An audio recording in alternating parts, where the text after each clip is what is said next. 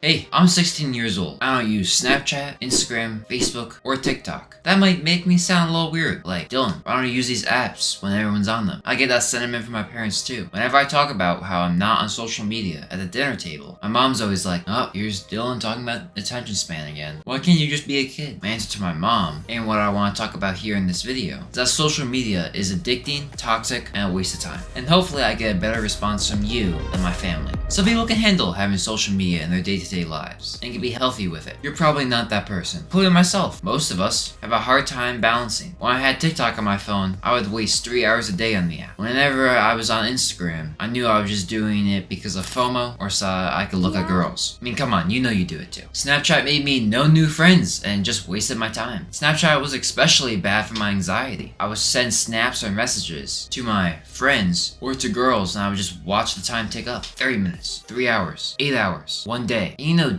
well that they've opened the app a couple times since you sent that snap and they just haven't cared enough about you to open it. Or perhaps they're just doing that weird thing where you just don't open the snap for like a couple hours. Fair enough, I guess. But anyways, think about what that does to us. My generation and the generation preceding me, Gen X and Gen Alpha, has huge mental health problems. I don't think I've ever met a girl under the age of 21 who hasn't had a mental health problem. And men around the same age, I'd say more than half of them have a mental health problem too, including some of my friends. I thought they were like me, you know, someone who doesn't really struggle with mental health that much, or at all really. But then when they opened up to me, both of them had been contemplating life, and they said big reason of it was because they felt lonely. And that's the problem with Snapchat. On Snapchat, I probably got 60 plus friends, and used to have like 10 close friends on the app, which are low numbers for most people. I would say of these close friends, maybe 3 or 4 of them were actual close friends. The rest, and I hate to admit this, I would just send snaps of my hair, ceiling, wall, of someone sitting next to me, just so I could maintain a streak. And to increase my snap score. I never had any real conversations, so it was kind of meaningless. And that's why after I had the app for about a year, I stopped using it to send snaps and really only kept in touch with people who just didn't have a phone number yet. For perspective, I've had Snapchat for roughly 3 years, and have a snap score of around 4,000, while I've only sent a fraction of the snap score that I have. My friend, who maybe got Snapchat like a year and a half or 2 years ago, he's up in the 40,000s, 50,000s right now. And guess what? We have a similar amount of friends in real life. So when I left the app, some problems did happen. I would get disappointed about seeing all the snaps that they had and like the 50 plus notifications they had on the app. But I just had to remind myself that they weren't getting any extra interaction or any extra connection from these. The thousands and thousands of snap score they were getting was meaningless. And that's a big problem. I see with a lot of people who quit Snapchat come back a month or so later because they feel like they're missing out on all the wasted snap score. And to continue on, a really easy way I found to not come back to Snapchat or basically any other social media app was to fill my time with something else to do. I found a project that I wanted to work on, and in my free time I just asked my friends to hang out. If I couldn't do that, I would read or watch YouTube videos. Hopefully educational, but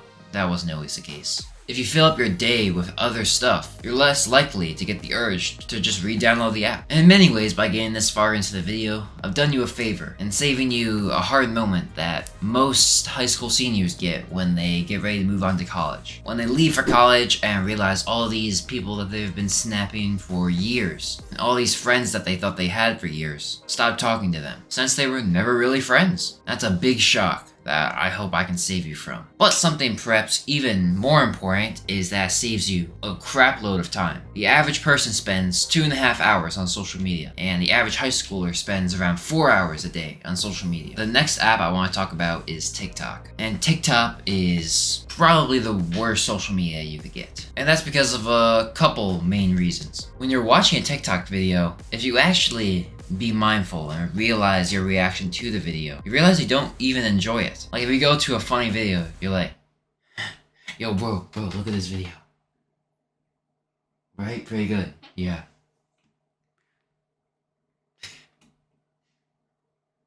Like really? Is that how you want to spend hours of your day? Also makes everything else in your life a lot more difficult because you reduce your attention span to like 10 seconds. Because if you can't be engaged by the video in the first 2 seconds, you just swipe off. How's this gonna affect you when you try to focus during a lecture during school, or when you're trying to watch a movie, or trying to watch an educational video? And also, it's just kind of sad to me, just going to lunch and just seeing this 10-person group table, just all on their phone, and with their face just on the table, like this. With some of the worst posture I've ever seen, slaving away on their phone. I mean, most of us deep down know that we don't want to spend time on TikTok, and we'd rather be doing other things. In order to stop using TikTok, you gotta delete the app. I don't actually feel like you should delete Snapchat per se, unless everyone that you need to talk to, you have a phone number. But if you don't, then it's good to have a way to communicate with people. Instagram is another app that you should delete, but I'll get to that later. But TikTok is an app you should delete right now. I literally mean it right now. Like, just swipe up on this video, go over to TikTok, hold it down, delete it. Don't remove it from home screen, completely delete it. TikTok's doing you a major favor. You can still be sent these funny clips that you can watch through the web. But if you want to go deeper down the rabbit hole, you're like, oh, that's a funny video, let me scroll. Oh, you gotta have the app. Makes life so much easier for you. You gotta download the app in order to actually enjoy TikTok. It's not like with Instagram where you can use Instagram fully, just like that. So basically you get the main benefit of TikTok, which is just staying connected with what other people are doing while not wasting hours and hours of your day. Sounds like a great deal to me. You ever heard the saying, comparison is the thief of joy? When used in small amounts, I say comparison is the bringer of progress. But when people use Instagram, there is no progress being made. It gives you a fixed version of reality where everyone's super attractive, super wealthy, super productive all the time. I mean, it's so easy. Literally, everyone is going to do it. My little cousin, who's 4 years old, figured out how to tune her face so that she looked like she put a whole bunch of makeup on. I've used one of the apps, and I can look like an 11 out of 10 instantly. Well, I use the app a lot. I just found these attractive dudes over and over again. I'd be like, so ugly. What am I gonna do? Might as well just do nothing, right? Because all of these guys are just gonna steal all the girls from me. That's not a good headspace to get into. I know from experience. I feel a little embarrassed to say this. Disappointed, even. But how many times have you wasted time looking at half-naked girls? Just me? I got it. But seriously, the amount of time I've wasted looking at is unbelievable to me. Desexualizing your brain has a whole bunch of benefits too. Discipline, focus, test, fertility, all the other stuff that makes you a man. I'll leave an article in the description with more details. You might say to yourself, no! I need Snapchat to keep talking to my friends. I need TikTok to stay up to date on what's happening. I need Instagram to figure out what my friends are doing. But deep down inside, you know that you probably should quit. Because I think you know this is making you unhappy. You probably know it's not good for you to be constantly seeking validation and constantly being updated so you can get your couple words into the next conversation about the TikTok sound. You know it's probably not good for you to waste time snapping people that don't care about you. And you know that you should be that guy that's not on these apps to save your mental health and your time. So then do it. And if you're feeling weird or unsure about it, I need you to ask yourself a question. Are you addicted? No one has to know the answer is yes. And social media is specifically designed to be addicting, so it's not that surprising. It is the first step in curing all addictions. When I went with someone to an addiction help center, they all started off by saying their name and that they're an addict. If you can't admit to yourself that you're an addict, you can't fix the problem. Problem is that if you don't make this change and you stay addicted and keep using these apps, you're missing out on the point of this video. You're probably young. I'd be surprised if you're above the age of 25. But hello if you are. You have a dream. And most people put their dream to the future. Yeah, I'll get to that later. That'll be a future problem. Future goal. No.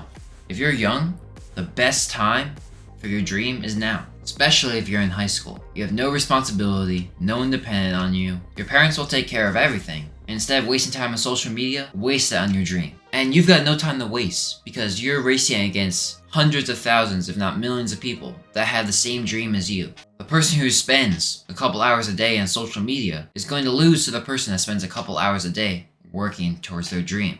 If you want to get to the 1%, which is probably what your dream needs you to do, you need to work harder than 99% of everyone else. And if you're still not convinced, you might be using the excuse that your parents gave you, that you should just be a kid. Enjoy these years of no responsibility and where you did absolutely nothing. No. Me and you will regret those years where we did nothing and spent all the time on TikTok and YouTube and Snapchat and Instagram. Because we could have spent that time reaching towards our dream. And think about how selfish it is to just kick back and do nothing. You're just helping your own self. If you're working towards your dream, which probably entails getting money, you could help your family who's done everything for you. Retire your parents. Give them a life that they've always dreamed of. Help your friends when they're in dire need. Help the new children of your family. Think about it. You could be saving lives and helping people, but instead you're spending the time on TikTok. Sure is something to think about, isn't it?